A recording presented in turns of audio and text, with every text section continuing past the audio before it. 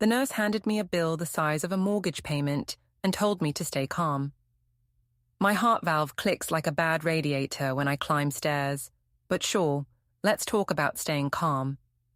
I stared at the numbers long enough for them to blur into something abstract, like modern art painted in red ink, except this wasn't hanging in a gallery.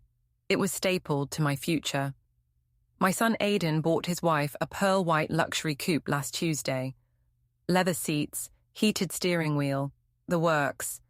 He knows this. Everyone knows this. I folded the estimate and shoved it in my jacket, like maybe if I bent the paper enough the cost would break in half. The clinic smelled like bleach and broken promises. Sharp, sterile, like it was trying too hard to erase the rot underneath. A TV bolted to the wall played some daytime show where a smiling doctor explained the importance of light cardio and leafy greens. I wondered if anyone had ever thrown a chair at that screen. Outside, February sleet hammered the parking lot, tapping out a rhythm like a nervous hand on a countertop. The sky was the color of dirty dishwater, thick and low, as if it wanted to crush the buildings just to see what would spill out. I'd driven myself here in my '98 pickup, the one with the plow blade I bolt on when the city calls me back for storm work. The heater only works if I slam the dashboard with my fist, and the radio has been stuck on the same classic rock station since before Aiden was born. 58 years old, retired sanitation foreman, union steward for 2 decades. I've hauled couches swollen with rainwater, refrigerators full of spoiled meat, and once, a taxidermied moose nobody wanted to claim. I know every pothole and service road in this river city. I know which alleys flood first, which manholes blow steam in the winter, who tips at Christmas, and who complains if you roll their trash bins 2 inches too far onto the driveway. I know who owes me favors and who'd sell me for parts. My phone buzzed.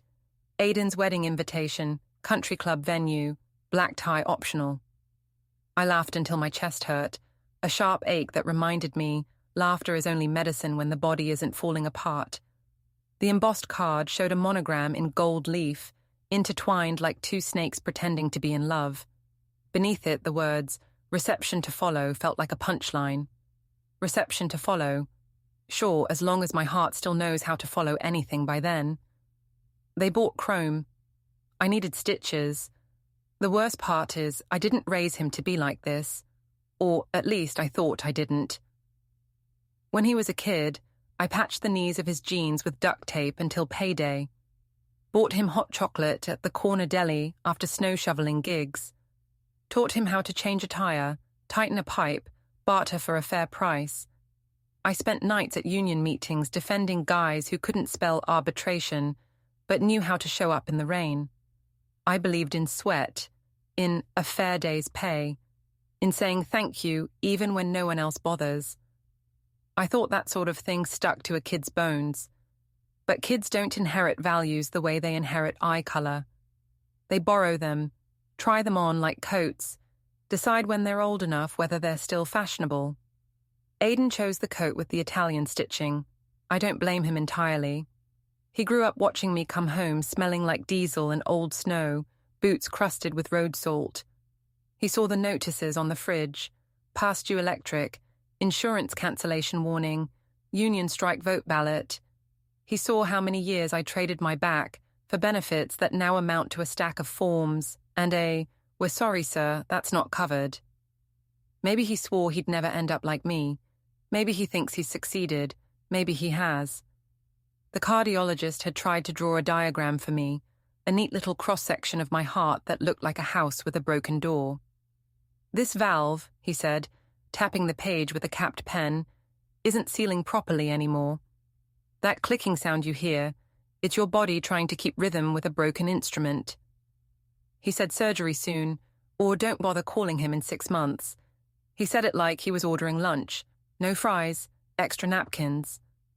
I nodded like I understood, though all I could see was the dollar amount at the bottom of the estimate, a number big enough to bury a man before the heart gives out. When the city still called me for storm work, I'd strap on the plow and pushed snow until my hands numbed inside my gloves. Whiteout so thick the world turned into static. I liked it. There's an honesty to clearing a road. You move forward, you make space, and when you look back, you can see what you've done. Not like life, where you wake up one day and realize every path behind you has drifted shut. I sat in the truck, letting the engine idle. The windshield wipers smeared the sleet into grey arcs. Across the lot, a young couple hurried to their SUV, the kind with automatic running boards and a monthly payment higher than my first mortgage. The woman held her stomach, pregnant maybe, and the man wrapped his arm around her like he could shield her from weather and fate all at once. I don't know why, but I hoped their kid would grow up and still call them on Sundays. I tried calling Aiden again, straight to voicemail. His recording said, "Hey, leave it," in that impatient tone like even an automated greeting was beneath his schedule. I pictured him on some leather couch, tasting wine he couldn't pronounce, feet kicked up while a sales rep polished the coupe's chrome like it was sacred metal. Maybe he'd left his phone somewhere between the showroom and the restaurant reservation. Maybe he saw my name light up the screen and decided he'd call later, tomorrow, eventually. Eventually is a luxury I don't have. The truth is, I could sell the plow truck. Maybe get $3,000 if I buffed the rust and pretended the transmission didn't slip in reverse. I could pull what's left from the pension, the part I haven't already bled into leaky pipes and property taxes. I could skip the meds, double up on aspirin, pray for a cheap miracle. But every option feels like grinding gears, like pushing a machine past the point where it's meant to go. I thought about my wife, gone 10 years now. Pancreatic cancer, the kind that doesn't bargain. She'd gotten 4 months from diagnosis to silence. She used to say I had a stubborn heart, that it would keep beating just to prove her wrong. I wish she were here to hear it tick now. She'd shake her head, call it poetic justice, then make me tea and tell me to stop whining. At the stoplight on River Avenue, a billboard advertised elective cosmetic surgery. Invest in yourself, next to a picture of a woman with a smile airbrushed to perfection. I wondered if a heart valve replacement counted as investing in myself. The ad probably didn't have my demographic in mind. Nobody's trying to sculpt crow's feet on a guy with calloused palms and a plow hitch. I drove past the Union Hall. The sign out front still flickered. Half the letters burnt out, so it read, NEO LOCI 412. I'd spent 20 years inside that brick box, arguing over contract clauses, shaking hands greasy from engine oil, raising my voice for men who could lift a refrigerator but could barely read their pay stubs. We won some battles, lost plenty, but at least back then I believed the fight meant something. Now the hall looks like a relic, kept alive out of obligation, like a family dog too old to climb stairs, but too loyal to put down. By the time I reached home, the sleet had turned to wet snow. The driveway needed shoveling, but I let it be. The porch light flickered when I unlocked the door. Another thing on the list of repairs I may not live to finish. Inside, the house smelled like dust and pine cleaner, the ghosts of comfort. I tossed the bill on the kitchen table. It landed next to the invitation, gold embossing, winking under the weak bulb. Wedding, surgery, chrome, stitches. I sat, hands folded like a prayer I no longer remembered. I imagined walking into that country club reception, wearing a rented tux, heart ticking like a time bomb under the shirt front, watching my son toast to love and prosperity. Would he look at me and see the man who lifted him on his shoulders at the 4th of July parade? Or would he see the bill I hadn't asked him to pay? Maybe I'll go. Maybe I won't. Maybe I'll be on an operating table instead, cracked open like a safe someone's trying to rescue treasure from. Maybe I'll be gone before the band plays the first slow song. But tonight, the snow kept falling, softening the world, covering the dents and stains of the day. I stood at the window and watched it until the glass fogged from my breath. Somewhere out there, plows were scraping the streets, men in reflective jackets following routes I used to know by heart. Machines clearing a path so others could keep moving. My own path is buried for now, but I've still got the keys. And there's gas in the tank. And tomorrow, if the phone rings with the city's number, maybe I'll bolt the blade back on. One more storm. One more night pushing back the white. Because even with a failing heart, I remember the rule. You keep going until they tell you to stop. And nobody's told me yet. Before we go any further, hit the hype button, take a second to subscribe and like the video. It really helps the channel grow. And tell us in the comments, what would you do in this situation? The country club sat on a hill overlooking the frozen river like a wedding cake nobody could afford. I parked between a Mercedes and a Tesla, my truck looking like it wandered in from a construction site. Inside, the lobby gleamed with marble and ice sculptures shaped like swans. Kelsey's doing. My daughter-in-law coordinates events here, books the big rooms, makes sure everyone sees her succeeding. She saw me first. Came clicking across the floor in heels sharp enough to puncture steel. 27 years old, dressed like she owned the building. Behind her, Aiden followed with his camera-ready smile, the one he practices in mirrors. Tom. Kelsey's voice could cut glass. So glad you made it. Wouldn't miss it, I said. The ceremony was fine. Standard vows, expensive flowers, a string quartet playing something that sounded like elevator music. I sat in back, counted exit routes out of habit. My daughter Mia was up front in the wedding party, her marketing coordinator smile plastered on like wallpaper. She'd chosen sides months ago. I wasn't surprised. The reception hall filled fast. 100 guests, maybe more. Open bar, past appetizers on silver trays, an ice sculpture of two doves that was already sweating under the lights. I found a corner table near the kitchen doors, watched people I barely knew toast my son's happiness. Then Kelsey made her move. She approached my table with Aiden trailing behind like a confused puppy. The room noise dipped. People sensed theater. Tom, we need to discuss something. Her voice carried. She wanted an audience. Aiden and I have been looking at properties, downtown lofts, professional spaces. But the market's tight right now. I sipped my water, said nothing. We need temporary accommodation while we sort financing. Your apartment has that extra room you never use. We just need a key. A spare set would be perfect. She smiled like she was offering me a gift. It would mean so much to us, to family. The table next to mine went quiet, then the next. Kelsey's voice had been pitched for maximum coverage. I set down my glass. No. Her smile froze. Excuse me? I said no. My apartment stays mine. Dad. Aiden stepped forward, hands raised like I was a spooked horse. Come on, it's just temporary. We're family. Family. I tasted the word. You bought a car last week. $40,000, wasn't it? Maybe 50 with the options. I asked you for $10,000 toward my surgery. You said money was tight. Kelsey's face went red. That's completely different. The car is an investment. Your apartment's sitting empty while we're crammed into... No. The slap came fast. Sharp crack across my face that turned every head in the hall. My cheek burned. Kelsey's hand was still raised, shaking. Aiden grabbed her wrist too late. The room held its breath. I pulled out my phone, made one call. Didn't say much. Just an address and now, please. What did you just do? Kelsey's voice pitched high. We're about to find out. I walked to the bar, ordered ginger ale, held ice against my face. 5 minutes crawled past. 10. The hall buzzed with confused whispers. Aiden and Kelsey huddled near their sweetheart table, arguing in hisses I didn't need to hear. Then the doors opened. Captain Ellis Boone walked in, wearing his dress blues.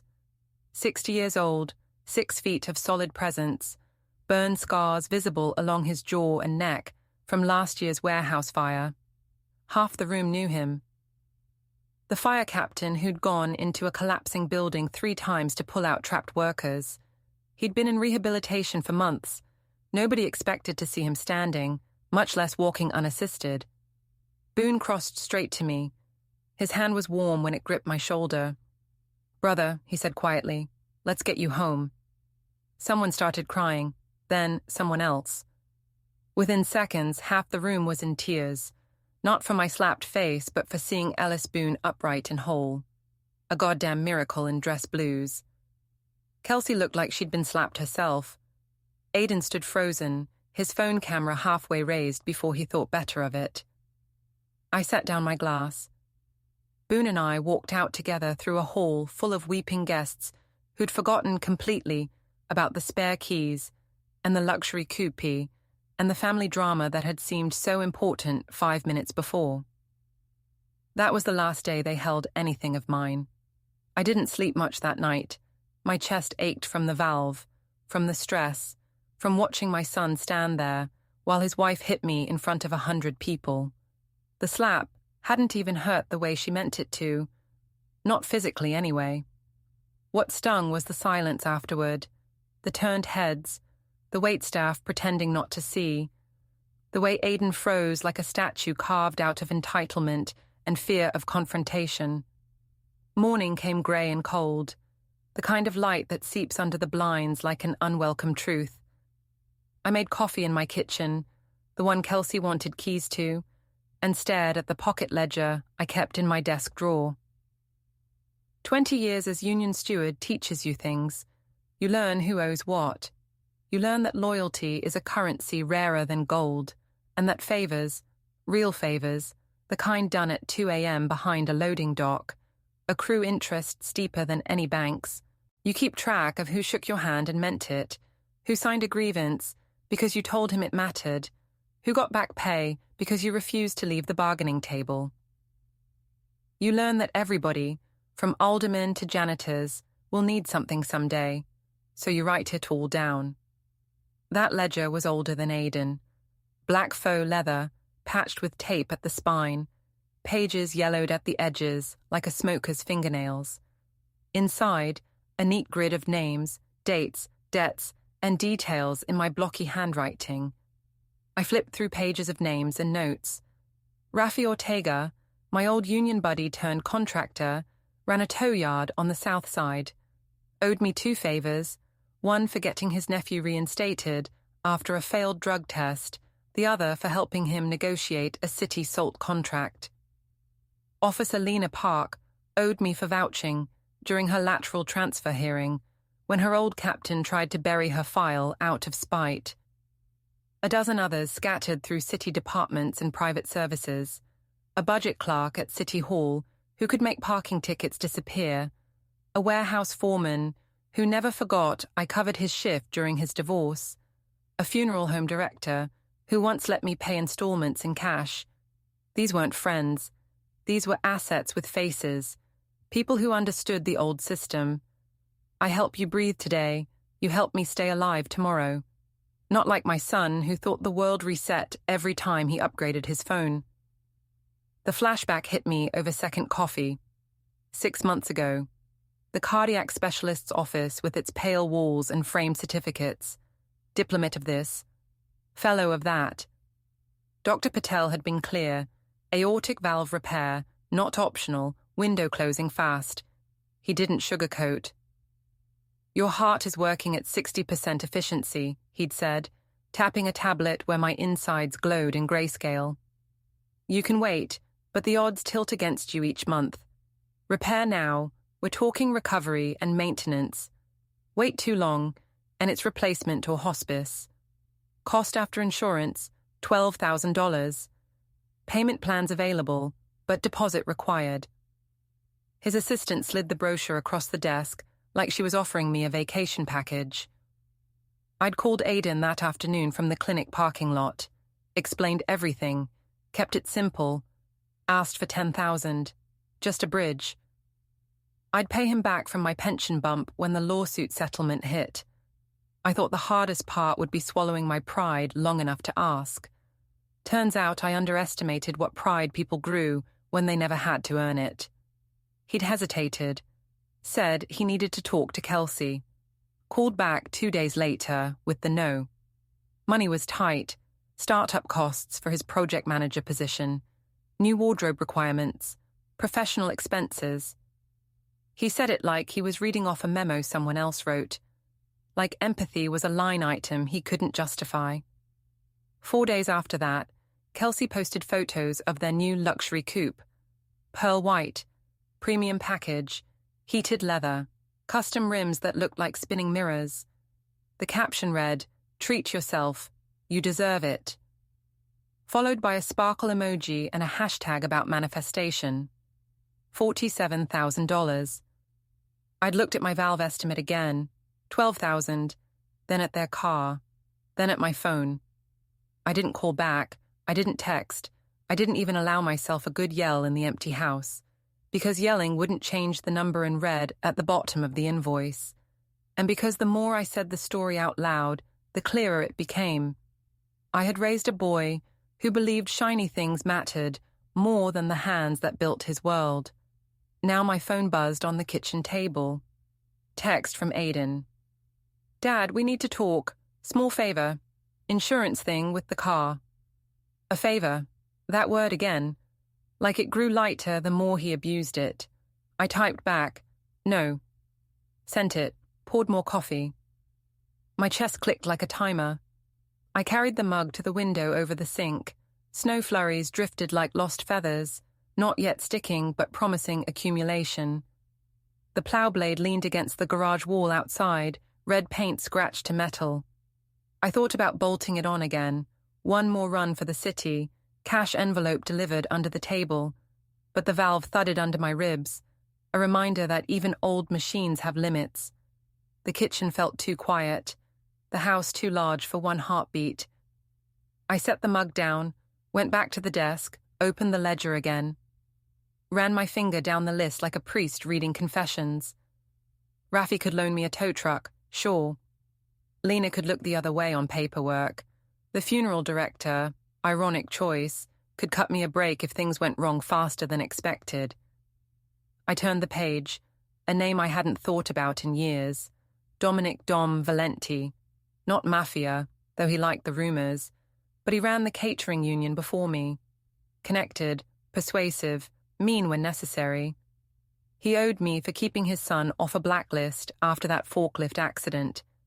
Dom had friends in medical billing, the kind of friends who could make numbers change or vanish if the right envelope arrived. But calling him meant stepping back into a world I'd been proud to age out of. The valve clicked again, louder this time, like it was answering for me. Maybe dignity is a luxury too. Maybe survival doesn't care who signs the waiver. The phone buzzed again. Aiden. New message. "It's just paperwork. Need your signature. Call me." I didn't answer. I stared at the screen until it dimmed, then went dark. I imagined him pacing in his condo kitchen, quartz counters, stainless appliances, bar stools no one ever sits on. Kelsey beside him, scrolling through comments on her latest post, calculating how many hearts equal a real life. They will want and want and want. Because I taught him that I would fill the gap. I taught him that the world was kinder than it is. I never showed him this ledger. I closed the book, picked up the phone. Not to call him, to call Dom. It rang 4 times before a gravel voice said, "If you're selling solar panels, hang up." "Dom, it's me." A pause, then a chuckle like tires crunching on gravel. "Well, I'll be damned. The steward lives. What's broken?" "Heart valve," I said. "Literal." "So you finally found one," he said. "Come by the shop. Noon. You bring coffee. I'll bring someone who can adjust your math." He hung up. Outside, the snow had started sticking. I watched it gather on the plow blade, thin as debt but building. I grabbed my coat, my ledger, my keys. Some storms you shovel, some storms you drive through, and some you let bury what needs burying. The next week, Kelsey played it sweet. Public sweetness, the kind she specialized in, the kind that glimmered just right under ring lights and phone cameras. Instagram posts about family and forgiveness, long captions stuffed with heart emojis and vague platitudes about growth and choosing peace. A carousel of photos, her niece's birthday party, a blurry sunset, a close-up of a handwritten note that said, "You are loved," carefully cropped so the handwriting couldn't be traced. Anyone scrolling would think she was a reformed saint. Anyone who knew her would feel the sting of the performance. Aiden showed up at my building with takeout I didn't eat, apologies I didn't need. He wore the same half-tailored blazer he always did when he wanted to look serious, the sleeves still a little too long, tag threads still stuck inside the lining. He stood in the doorway rehearsing regret, like a man who'd studied contrition from YouTube tutorials. Told me he'd reflected, that he understood my perspective now, that no one should feel unheard in a friendship. I let him talk, let him hand me a paper bag full of cold noodles and guilt. Then I closed the door before he could ask to come in. Mia called twice. I let it go to voicemail both times. Her messages were chirpy, practiced, every word landing in that tone she used when she wanted to sound above the drama. She said she hoped I was finding clarity. She said she wanted to clear the air. She never actually apologized, only apologized that things were tense. She sounded like someone who was already drafting a version of events where she was the victim and the peacemaker at once. So I spent the time listening instead, listening in ways they never thought I could. Union Hall visits, where old custodians talked with the slow certainty of people who'd seen 20 different administrations promise the moon and deliver traffic cones. Coffee at the municipal depot, where bus drivers knew every street rumor before the police did. Casual conversations with people who saw things, heard things, remembered patterns. Kelsey's name came up more than once, usually with a look first, a pause, a soft exhale before the words. That kind of hesitation tells you more than a confession. At the venue where she worked, she had a reputation, efficient but cold, like a spreadsheet in heels, pushed vendors hard on comps and upgrades, found reasons to bill couples for late setup fees that maybe weren't standard, maybe weren't even real, nothing criminal, just sharp edges hidden under professional courtesy. The staff called her clipboard Cleopatra behind her back, said she ruled the ballroom with a lacquered smile and a timer app. Brides smiled at her. Florists cursed her in the loading dock. She collected favors like other people collected frequent flyer miles. Aiden's startup job sounded impressive until you looked close. Project manager meant coordinating contractors and timelines, but his biggest flex was posting photos with a rented watch and calling it business development. He talked like an entrepreneur, but lived like a side character in someone else's hustle. All buzzwords, no blueprint. Mia fed him marketing advice and covered his weak spots, propped him up with the kind of curated encouragement she'd picked up from brand coaching seminars. They were building a brand, not a life, a facade with good lighting. I pulled city records, public stuff, nothing shady. Kelsey and Aiden rented a condo in a new development with strict HOA rules. Visitor parking required passes. Overnight guests needed advance registration. Fire code inspections twice yearly.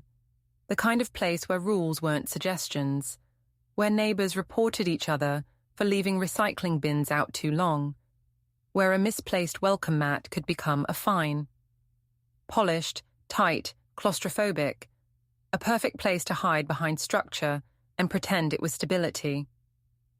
I made notes in my ledger, not plans, just observations. The kind of details that don't matter until suddenly they do. Which elevator stuck on rainy days, which guard swapped shifts on Thursdays, which resident always forgot their keycard and buzzed from the lobby. I wrote down patterns the way someone else might sketch landscapes. The ledger stayed closed unless I needed it. I hadn't needed it yet. Then I called Rafi. Rafi didn't ask why I waited so long. He didn't say hello either.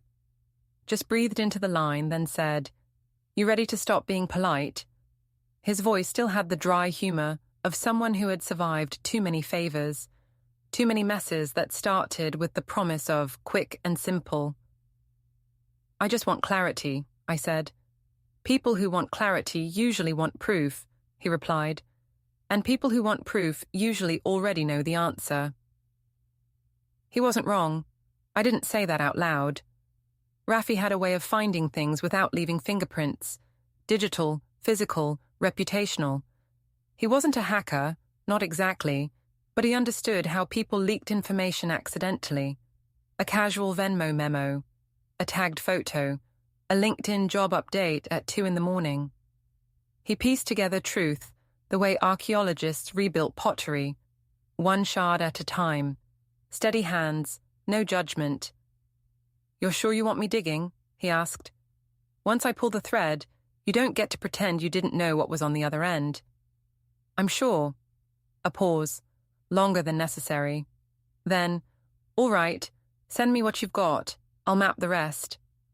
I closed the ledger, sat in the quiet, let the hum of the refrigerator fill the apartment like white noise in an interrogation room.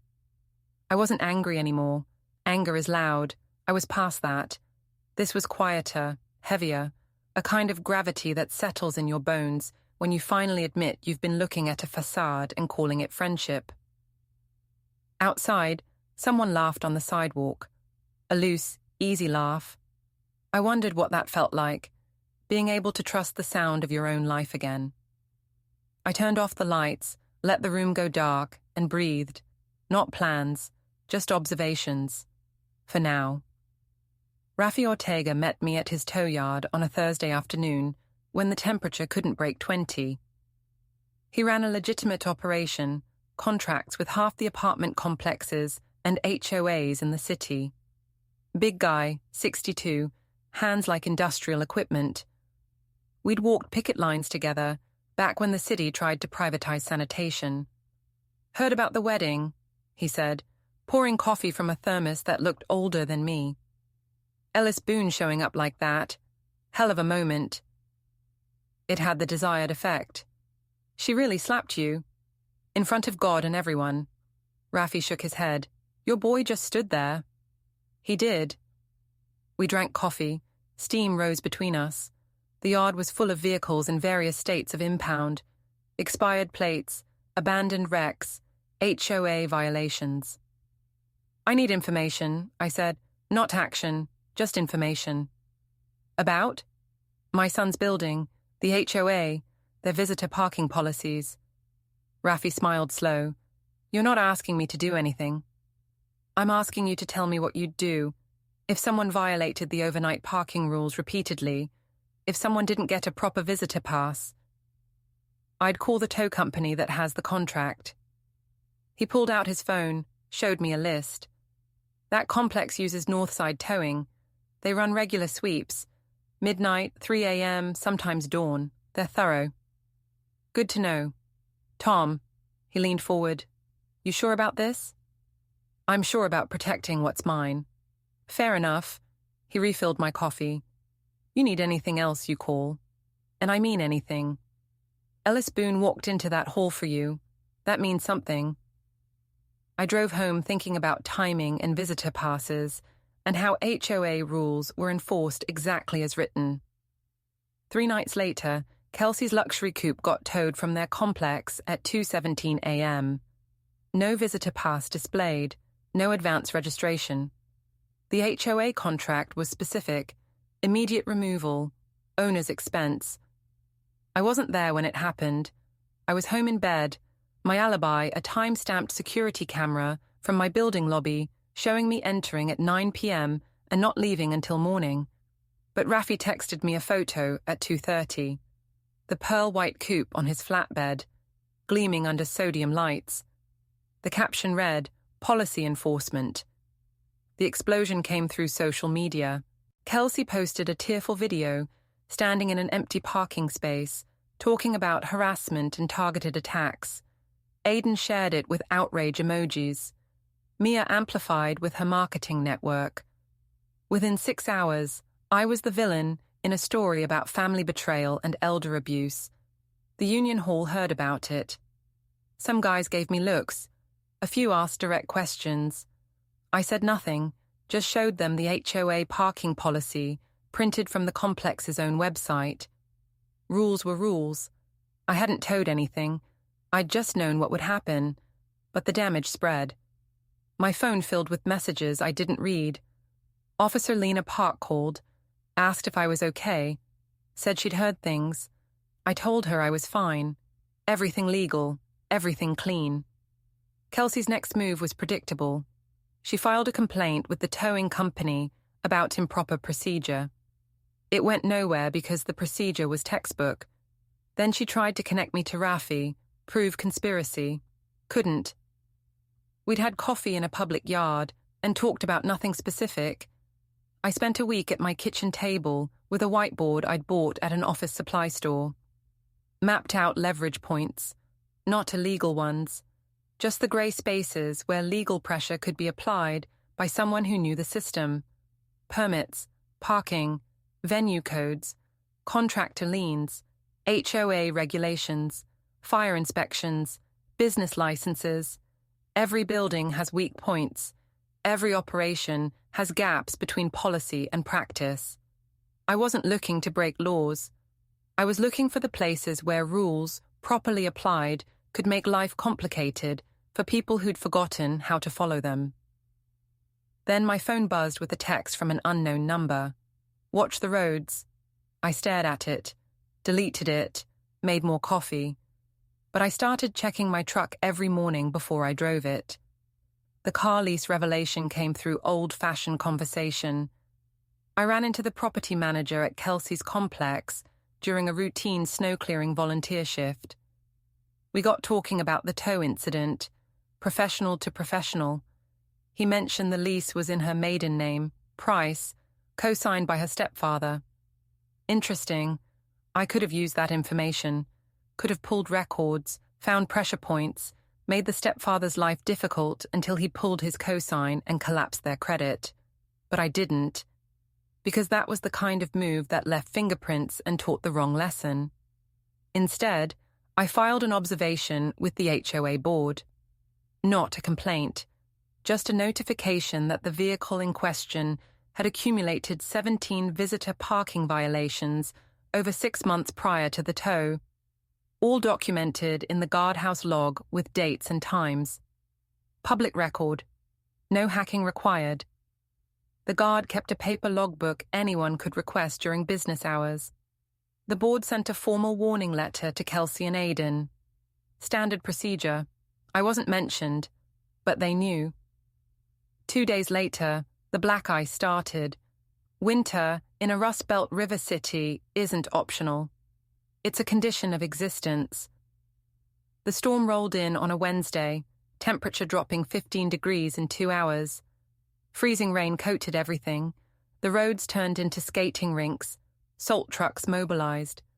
I got a volunteer call from the city depot asking if I could ride along on a grit run, help coordinate routes through the old industrial corridor where GPS was useless and local knowledge was everything. I said yes. That night, dispatch radio crackled with accident reports, minor stuff mostly. Fender benders, slide-offs, one multi-car pileup on the river viaduct where the bridge deck iced over faster than the road surface. Not unusual, expected even. But when the call came through with the location and vehicle descriptions, my coffee went cold in my hand. Pearl white luxury coupe. 2 occupants. No serious injuries. Vehicle disabled. Bridge deck, requesting assistance. Rafi was driving the grit truck. He glanced at me. I know. You want me to. Drive normal. We respond to everything on the route. We reached the viaduct 20 minutes after the initial call. Traffic was backed up, cars at angles, smoke from deployed airbags mixing with the freezing rain. Emergency flashes everywhere. 2 patrol cars already on scene, officers directing traffic away from the main impact zone. The luxury coupe sat against the center barrier, front end crumpled, airbags deflated. Aiden was outside, coatless, phone pressed to his ear. Kelsey remained in the passenger seat, face pale. I climbed down from the truck. Rafi started setting flares. Aiden saw me and ran over. Dad, thank God, we need your help. Hospital won't admit us without insurance verification, and we can't reach our provider and... Slow down. We need your HMO emergency fund number. The one from your union coverage. They'll accept that for initial admission, and we need the spare key to your apartment.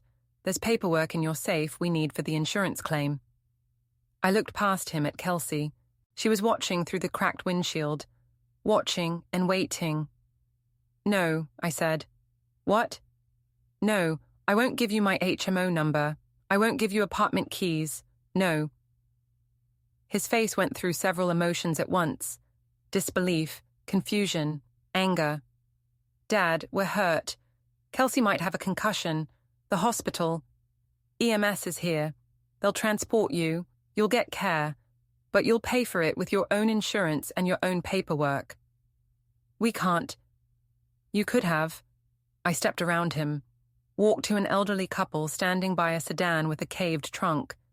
You folks okay? They nodded, shaken. I helped them to the patrol car, made sure their information was documented, moved to the next vehicle, then the next, coordinating triage with Officer Park, who'd arrived in her traffic division cruiser and was taking statements. Behind me, Aiden kept calling, kept asking. His voice rose, broke, turned desperate. I kept working, helped push a vehicle clear of the traffic lane, set more flares, coordinated with EMS when they started loading people into ambulances. To my son, I gave nothing. At one point, Rafi's tow cable snapped while moving the coupe. The line whipped through the air, missed Aiden's head by inches. He froze. I saw it, saw him understand how close he'd come to worse than a fender bender. Officer Park saw me watching. Tom. All good here, I said. She nodded slow. If you say so. The coupe went on to a flatbed. Aiden and Kelsey went into separate ambulances. The viaduct cleared. Rafi and I finished the grit run. Neither of us said much on the drive back. The aftermath rolled through their lives like a wrecking ball. I heard it secondhand, through Mia's angry voicemails and the Union Hall gossip network that tracked everything in a city this size. The coupe got impounded pending accident investigation, standard procedure for multi-vehicle incidents with disputed fault. Retrieval required proof of insurance, registration, and a release fee that climbed daily. Hospital required a $5,000 cash deposit for the CT scans they wanted. Out-of-network specialists, because their regular provider didn't have trauma coverage at that facility. Kelsey's insurance covered basic ER, but the extras added up fast. Their curated Instagram life started showing cracks.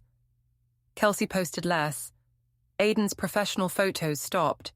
Mia went quiet on the amplification circuit. And through it all, I did exactly nothing. I didn't gloat, didn't call, didn't show up to offer help I had no intention of providing. I went to the Union Hall, did my volunteer shifts, kept my truck maintained, lived my life in my apartment with the locks they'd never touch. Then the tire slashing happened. I came down to the street one morning and found all 4 tires on my pickup split open. Clean cuts, deliberate. Someone with a knife and a grudge. No witnesses, no cameras pointed at that corner. The police report was filed and forgotten within an hour. I looked at the damage, thought about who had the most reason, narrowed it to 3 possibilities. Didn't matter which. The message was clear. I called a tire shop, got the truck fixed by afternoon. Cost me $600 I didn't have lying around. That evening, I filed legal paperwork. A simple notice to terminate temporary residence authorization. Turns out Kelsey and Aiden had been listing my apartment as their weekend residence, on some forms, claiming partial tenancy rights.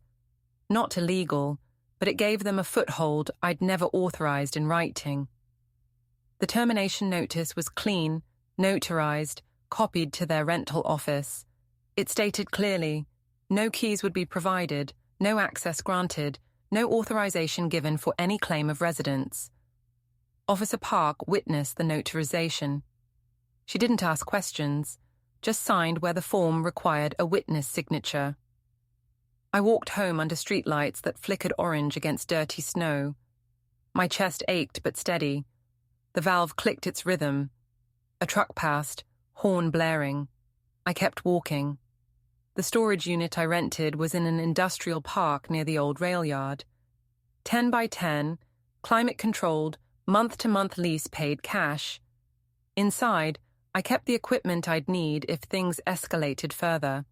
Winter gear, reflective cones, a bolt-on plow blade for the truck, road flares, a breaker bar, tow straps, and a binder.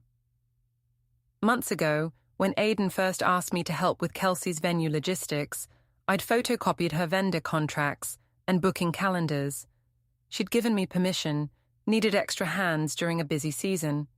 I'd said yes because that's what family did.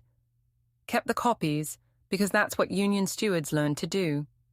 The binder held everything: venue floor plans, vendor agreements, commission structures, cancellation policies, room double booking patterns that looked suspicious if you knew what to look for. I wasn't planning anything specific, just preparing. The unit door clanged shut. I drove home thinking about patience and pressure points, and how people who built houses of cards shouldn't throw stones through glass windows, or however that saying went. 3 weeks later, Kelsey announced a charity gala. Big event, her venue, her coordination, a chance to rebuild her reputation after the winter's disasters. The marketing push was aggressive. Local influencers, small business owners, city council members invited. Tickets sold fast. I wasn't invited, didn't expect to be, but I knew the venue, knew the fire code regulations, knew that parking enforcement was always tight during large events because the fire marshal inspected access routes personally. I volunteered to help with traffic coordination. The venue manager said yes. They were short-staffed, and I had experience from my city work. The night of the gala, I showed up early in a reflective vest and work boots, directed arriving cars to proper spaces, made sure fire lanes stayed clear, used the venue's own signage and the municipal code handbook I carried in my truck. Kelsey arrived late, making an entrance, pulled her replacement vehicle right into the fire lane, stepped out in an evening gown while her photographer friend snapped photos. I didn't say anything, just flagged down the fire marshal doing his rounds. He looked at the car, looked at me, looked at his clipboard. "That's a violation," he said. "Yes, sir." He wrote it up. Then he inspected the rest of the venue. Found 2 more fire code issues, an emergency exit blocked by catering equipment, and an electrical panel partially obscured by decoration. Minor stuff, fixable. But during an active event with 200 people inside, the marshal had discretion to shut it down until corrections were made. He exercised that discretion. The gala ended 90 minutes after it started. Guests filed out confused. Kelsey stood in the lobby, face red, arguing with the venue manager, who was arguing with the fire marshal, who was unmoved by either of them. I kept directing traffic. Cars left in orderly lines. On my way to my truck, Aiden found me in the loading dock area. He didn't say anything at first, just stood there, breathing hard. "You did this," he finally said. "I directed parking. You got the fire marshal to shut us down." I pointed out a fire lane violation. He did his job. Aiden moved closer, shoulder bumped me, not hard, testing. "You're destroying us." "I'm protecting myself." He raised a hand. I thought he might swing. Security appeared before he decided. 2 guys in yellow jackets who stepped between us and suggested Aiden should leave. He left. I drove home. The next morning, Mia called. I answered this time. "Dad," she said, "what are you doing?" "Living my life. You're sabotaging them. The towing, the fire marshal, all of it." "Did I tow their car?" "You know someone who did." "Did I block their emergency exit?" "You reported it." "No," I said. "The fire marshal found it during a routine inspection. I was directing traffic." Silence. Then, "Why are you doing this?" "Ask your brother what he bought instead of helping me live." "That's not fair." "Fairness is something families do for each other. Your brother chose chrome. I'm choosing me." Kelsey says Kelsey hit me in front of 100 people. What I'm doing is keeping her away from my keys and my life. More silence. When she spoke again, her voice was colder. You've changed. I've adjusted. She hung up. I made coffee and looked at the wedding binder.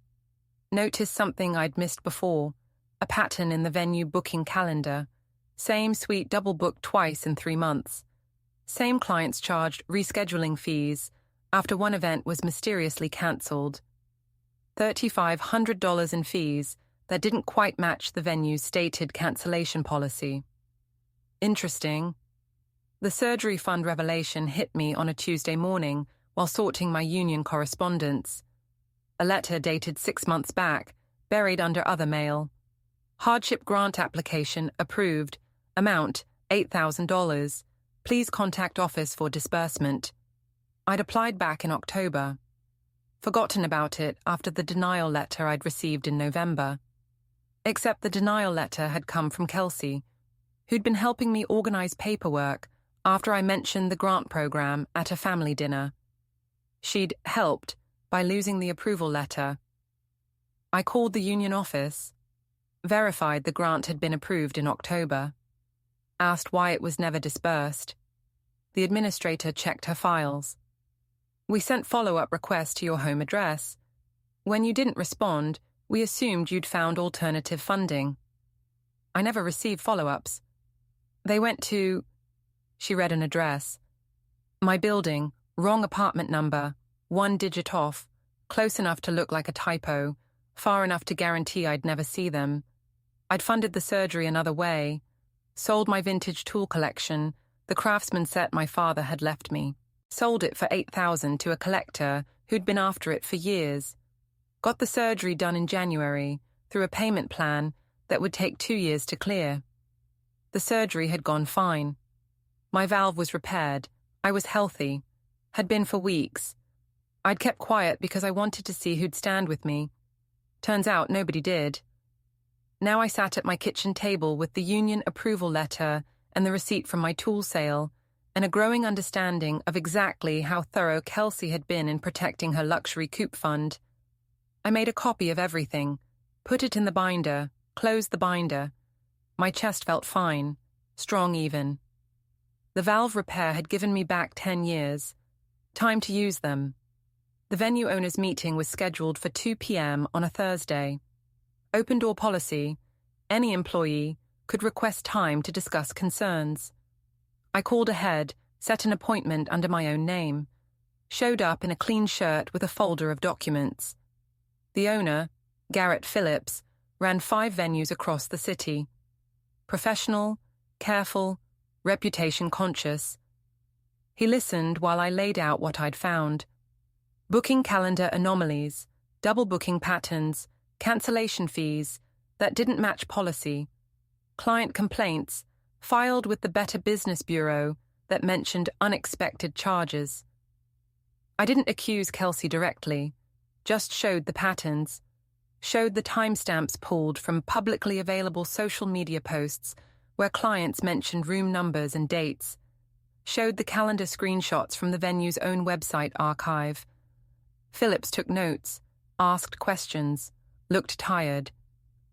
You're Tom Gallows, he said finally. Kelsey's father-in-law. I am. This looks personal. It's factual. What you do with facts is your business. I'm just a citizen who found irregularities in a public business. He tapped his pen. Why bring this to me? Because patterns like this damage reputations, yours included. He showed me out. I drove home. Didn't expect immediate action. But 2 hours later, Kelsey was fired. Security walked out of the building with her personal items in a box. No severance, immediate termination. Aiden called me screaming. I let it go to voicemail. He called back. I answered. You got her fired. I showed her employer a pattern. You destroyed her career. I showed him what she was doing with his client's money.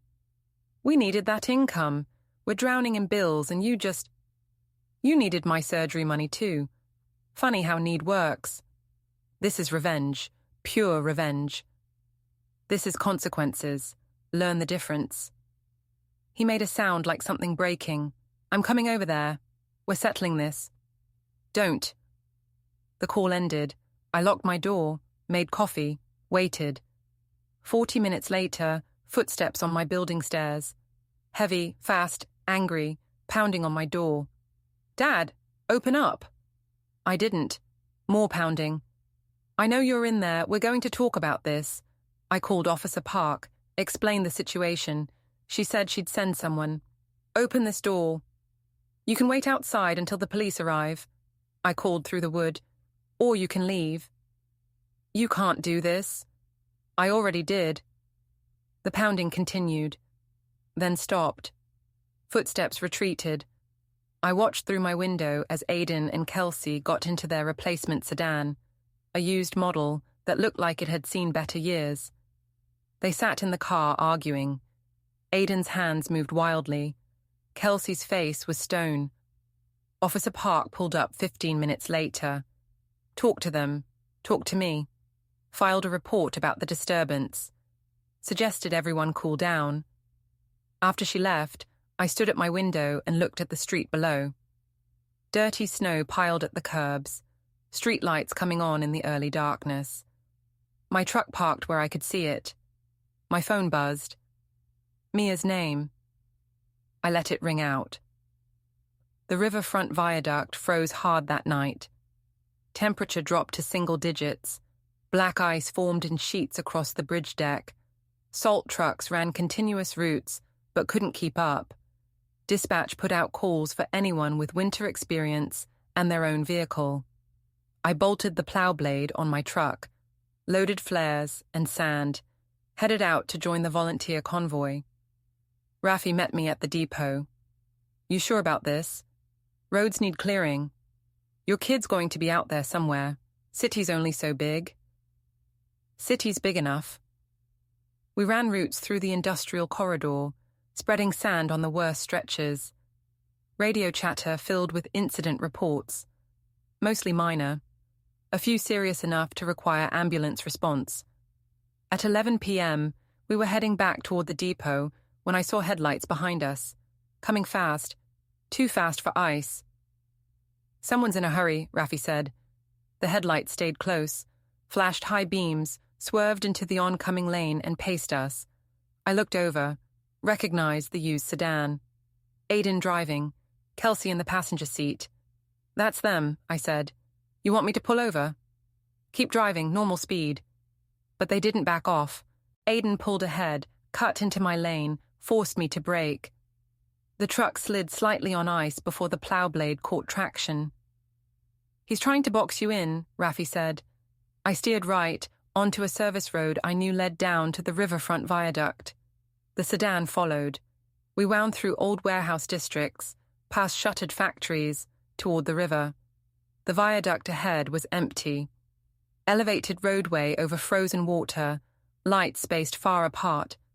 The road surface gleamed with ice. I slowed.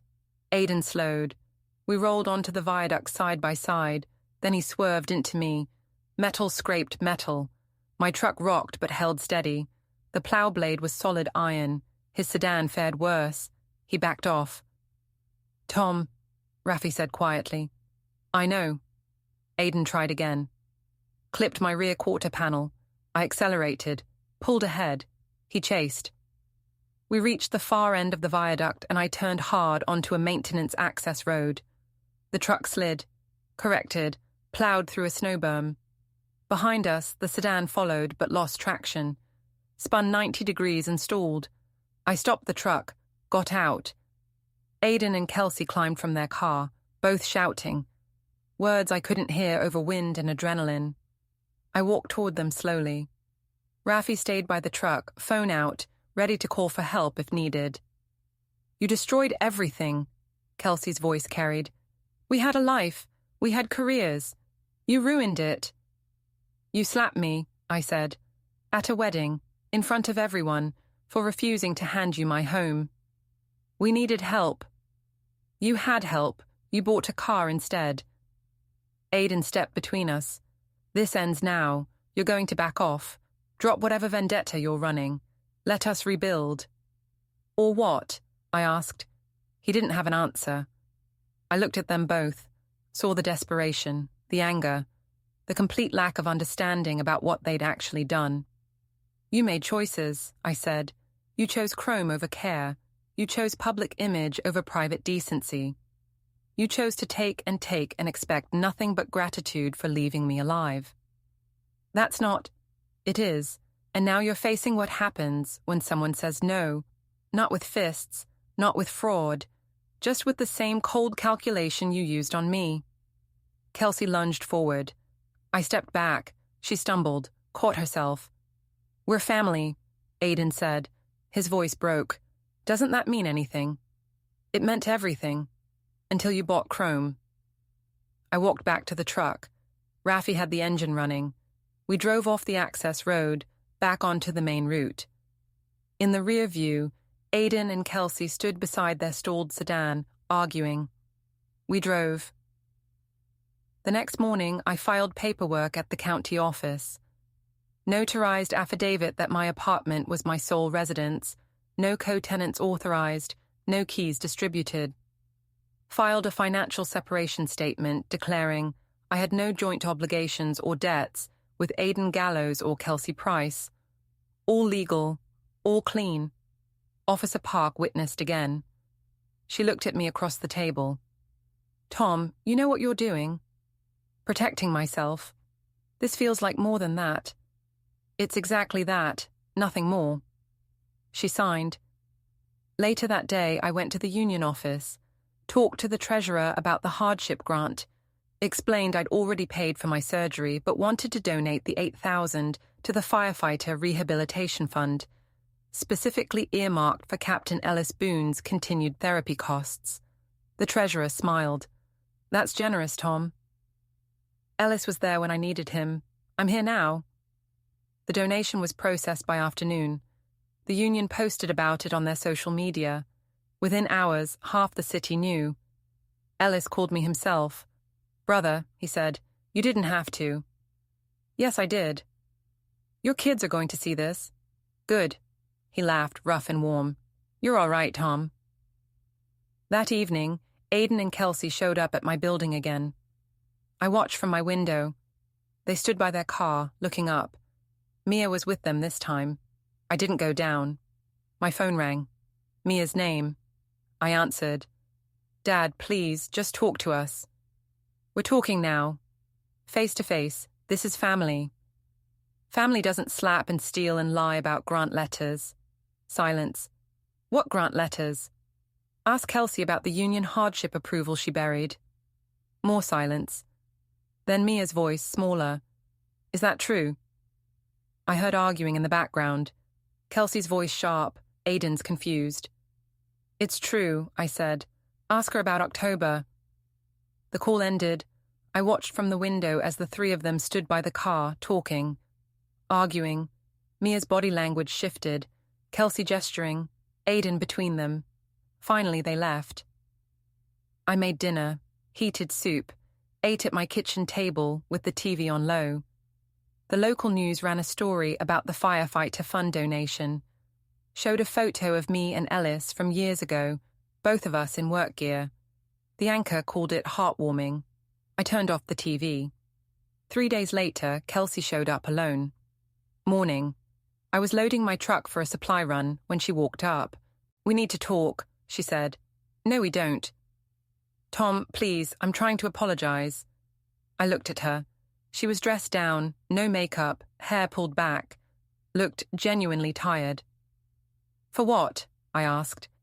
For the slap, for pushing too hard, for everything. You buried my grant letter, she flinched. That was a mistake. You thought you could protect the car fund by making sure I didn't have other options. It wasn't like that. It was exactly like that. I closed the truck tailgate. You made a calculation, me or the car. You chose the car.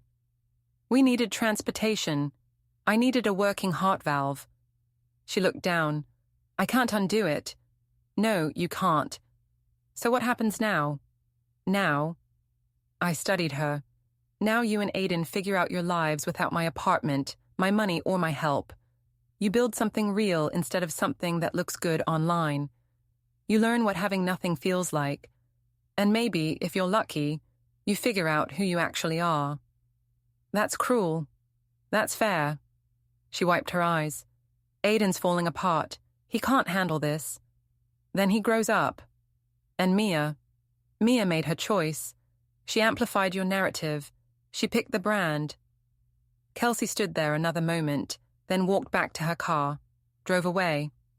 I finished loading the truck, stopped at the hardware store, bought a new mailbox plate.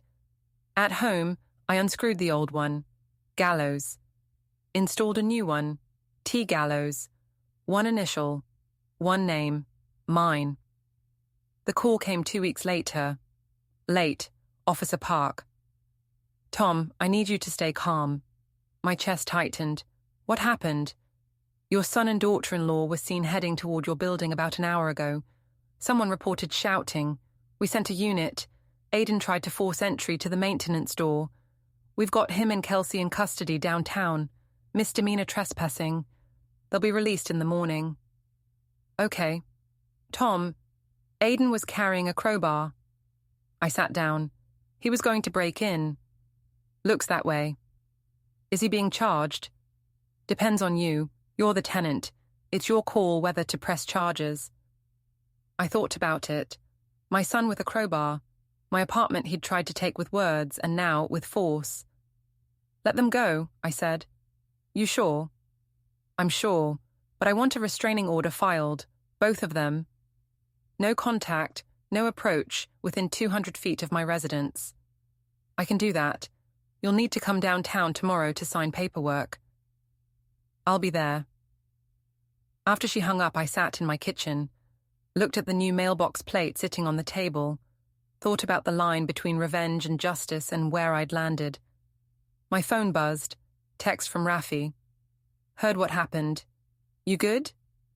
I typed back, I'm good, but I wasn't. I was tired. The kind of tired that comes from burning bridges you thought would last forever. I made coffee, looked out my window at the street below, sodium lights reflecting off dirty snow. My truck parked solid and ready. Somewhere downtown, my son sat in a holding cell with a crowbar charge pending, my daughter-in-law beside him, both of them learning that wanting something didn't mean you could take it. I drank my coffee and waited for morning. The paperwork took an hour. Restraining order filed, signed, processed. Officer Park walked me through every step. When we finished, she poured coffee in the break room. You doing okay? She asked. Define okay. Fair enough. She sipped. For what it's worth, you handled this better than most. Kept it legal. Kept your hands clean. Doesn't feel clean. It never does when it's family. We drank in silence. Then she said, Ellis stopped by yesterday. Wanted me to tell you his therapy's going great. Says the fund you donated made all the difference. Good. He also said if you need anything at all, you call him. I will. I drove home thinking about what came next. The restraining order was active. My apartment was secure. My health was solid. I had no debts to my kids and no obligations beyond basic human decency. For the first time in a year, I was completely free. It felt like standing in an empty room. Winter started breaking in March. Ice melted, roads cleared. The city shook off snow and remembered what pavement looked like. I kept working volunteer shifts, kept showing up at the union hall, kept my truck maintained and ready. Mia called once. I let it ring out. She didn't call again. Aiden and Kelsey moved out of the city. I heard it through the grapevine. Some smaller town downstate, where venue jobs were easier to find and their history didn't follow them. Good. Clean breaks were better than festering wounds. Ellis stopped by my apartment on a Tuesday evening. Brought beer. We sat in my kitchen and talked about everything except family. His therapy. His return to light duty. The warehouse rebuild downtown. Normal stuff. You did right, he said before leaving. You think? I know. Sometimes people need to hit bottom before they understand what ground feels like. After he left, I sat at my kitchen table with the wedding binder open. All those documents, all that careful planning, all that patient work. I closed it, put it in the storage unit, let it sit with the flares and the plow blade and the tools of preparation. Maybe someday I'd need them again. Maybe not. The phone call came on a warm April afternoon. Unknown number. I almost didn't answer. Dad. Aiden's voice, quiet, tired. You're violating the restraining order. I know, I'll make it quick. I needed to tell you something. I waited. Kelsey and I are separating. It's been coming for a while, since the venue fired her, since everything fell apart. We tried to hold it together, but you couldn't. No. More silence. Then, I'm sorry. For all of it. The car, the wedding, the crowbar. I was so focused on looking successful that I forgot to actually be successful, to be decent, to be someone you'd be proud of. I know, I said.